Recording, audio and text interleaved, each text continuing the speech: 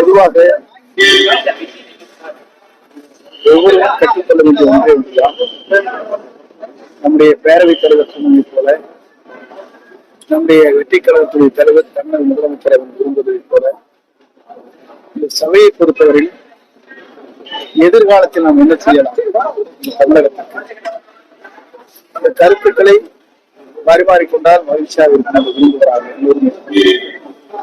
அதை வார்த்தை ஜாலங்களால் சில தேவையற்ற விவாதங்கள், அந்த விவாதங்களை தவிர்ப்பதுதான்.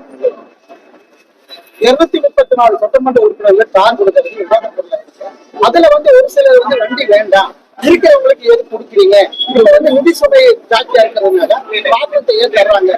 பொதுவாக ஒவ்வொரு சட்டமன்றத்திற்கும் உறுப்பினருக்கும் தேவைப்படுவது அந்த கார்.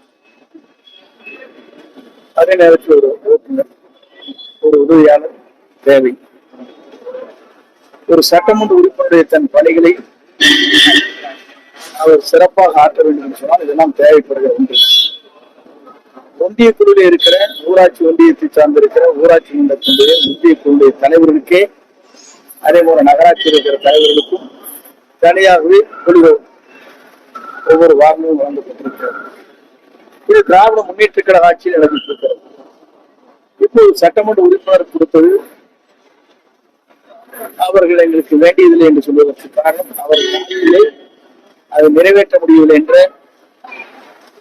எண்ணம் தானே தவிர நிறைய உறுப்பினர்கள் நிறைய கார் வச்சிருக்காங்க. அப்புறம் காரு ஒரு கார் இருக்கு உங்க வீட்டுல, ஒரு குழந்தைக்கு போயிட்டு வர ஒரு கார் இருந்தா ஹாப்பியா இருப்பீங்க நீங்க. அதான் அந்த குழந்தைக்கு கொண்டு டைம் கொடுத்துருக்காங்க. இல்ல நீங்க சொல்லியிருக்காரு நிதி நெருக்கடிங்கிறது ஒன்று. அதே நேரத்தில் தன்னலம் கருதாத இந்த பணிகளை ஆற்ற வேண்டிய கடமை சட்டமன்ற உறுப்பினருக்கு இருக்கிறது. அந்த பணிகளை ஆற்றுவதற்கு இது ஏதுவாக அமையும் என்ற நிலையைதான் வழங்கியிருக்கிறார். மனிதநேயத்தோடு பல்வேறு நிதி சுமைகள் இருந்தாலும் கூட எதை செய்யலாம் என்பதை நாம் முடிவு செய்து கொண்டிருக்கிறோம். ஆகவே அதன் அடிப்படையில் வேறு மாநிலங்களை ஒப்பிட்டு பார்க்கின்ற போது ஆந்திராவில் முதல்வர் அந்த வாகனங்களை கொடுத்தார்கள், இதே போல வழங்கி இருக்கிறார்கள் அவர்கள். ஆகவே அதில் ஒரு இன்று இருக்கிற நிதி நெருக்கடியின் காரணமாக நாங்கள் வாங்கவில்லை என்று சொல்வது என்பது அன்றைய காலகட்டத்தில் அவரால் செய்ய முடியும் என்று செய்தி காட்டியதான் என்று அவர்களுக்கு இருக்கின்ற கேள்விதான்.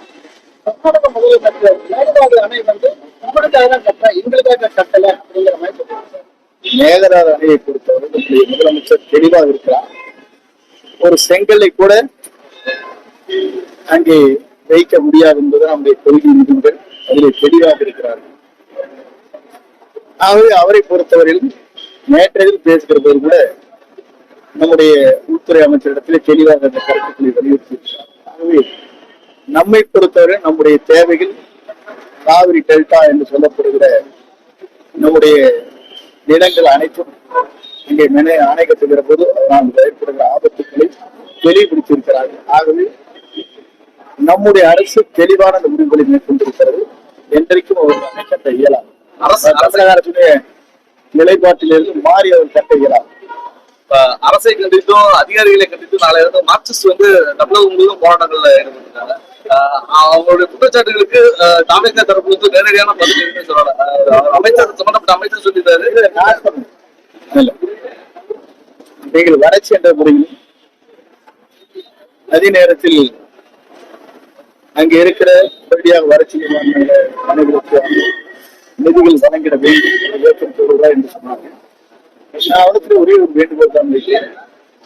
எப்போதும் வறட்சி நிவாரணத்தை பொறுத்தவரையில் செப்டம்பர் மாதம் இறுதிக்கு பிறகு மழையின் அளவு, விளைச்சல் நிலத்தினுடைய எவ்வளவு இருக்கிறது, எவ்வளவு விளைச்சல் குறைந்திருக்கிறது, நிலத்தின் தன்மைகள் எப்படி மாறி இருக்கிறது, ஈரப்பதம் என்பதெல்லாம் ஆய்வு செய்வதற்கு இருக்கிறது. அது ஆய்வு செய்வதற்கு பிறகுதான் நிதிகளை வழங்குவது வாடிக்கையாக இதுவரை நடைபெற்றிருக்கிற ஒன்று. இடதுசாரிகள் போராட்டம் அதிகாரிகளுடைய மாணவர்கள் போராட்டத்தை கொடுக்கிறது. அதே மாதிரி திண்டுக்கல் மாவட்டத்துல இடதுசாரிகள் குறித்து கணக்கெடுப்பு இதுவரையிலும் இங்கே தேனி மாவட்டத்தில் இருக்கிற ஒரு குறிப்பிட்ட பகுதியில் நம்முடைய வட்டாட்சியர் அவர்கள் இடதுசாரி வலதுசாரியில இருக்கின்ற பொறுப்பாளர் யார் என்று அங்கே இருக்கிற நிர்வாக அதிகாரிகளுக்கு உத்தரவு வழங்கினார். இந்த செய்தி எனக்கு இரவு 8:30 மணிக்குத்தான் ஒரு செய்தியை தந்தார். அவர் வந்து ஒரு சர்க்குலரை போட்டார். இரவோடு இரவாக அவர் எங்கிறது மாற்றப்பட்டார். அவர் மீது உரிய நடவடிக்கை மேற்கொள்வதற்கு துறை நடவடிக்கை மேற்கொண்டு வருவார். சட்ட ரீதியான நடவடிக்கை தேவை அப்படின்னு சொல்லி சட்ட ரீதியான நடவடிக்கை இருந்து டிரான்ஸ்பர் முதல் பண்ணியாச்சு, முடிவு பண்ணியாச்சு. அதற்கு பிறகு சட்ட விதிகளுக்கு உட்பட்டு நம்ம சர்க்குலர் பண்ண முடியும். அவருக்கு வந்து நோட்டீஸ் கொடுக்கணும் விளையாட்டு இல்லை. அன்னைக்கே கொடுத்து அதை என்ன நோட்டீஸ் கொடுத்தான்னு கேட்க முடியாது. நீங்க 8:30 மணிக்கு நைட் சொல்றீங்க, 9 மணிக்கு அவர் ரிலீவ் பண்ணியாச்சு, பாஸ்போர்ட் பண்ணியாச்சு, அந்த கடிதத்தை வித்ட்ரா பண்ணியாச்சு. அதுக்கப்புறம் அவர் மீது என்கொயரி போறோம். அதே போல முதலமைச்சர் 3 கோப்புகளை வந்து நான் ஓபன் பண்ணி வைக்கிறாதீங்க அப்படின்னு சொன்னா அதுக்கு எதிர்கட்சி தலைவர் நீங்க ஓபன் பண்ணுங்க. இல்ல எல்லாரும் சொல்றது என்ன, எல்லாருமே வீரமாக்கம் வழக்கம் தான். அது அவருடைய முடிவுகள் எந்த தேதியில் எப்போது அறிவிப்பார் என்பது பொறுப்பில்தான் பார்க்க வேண்டும். இந்த ஊழலுக்கான எல்லா வந்துருச்சு அப்படின்னா நடவடிக்கை எடுக்கிறதுல ஏன் தாமதமாகிட்டு தானே? ஒரு சட்டத்தை விதியின் அடிப்படையில் வருகின்ற கோப்புகளை பார்த்து அதில் என்ன நடைபெற்றிருக்கிறது என்பதை உணர்ந்ததற்கு பிறகு சட்டத்துறையோடு கலந்து என்ன நடவடிக்கை மேற்கொள்ள வேண்டும் தயார் நிலையை வைத்துக் கொண்டதற்கு பிறகுதான் இந்த கூட்டத்தில் கோப்புகள் நகர்ந்து நிதியமைச்சர் அவருக்கு கொடுத்திருக்கிறார். இன்னும் குறைபாடு நடைபெற்றிருக்கிறது துறையின் சார்பாக விளக்கத்தை கொண்டிருக்கிறார்.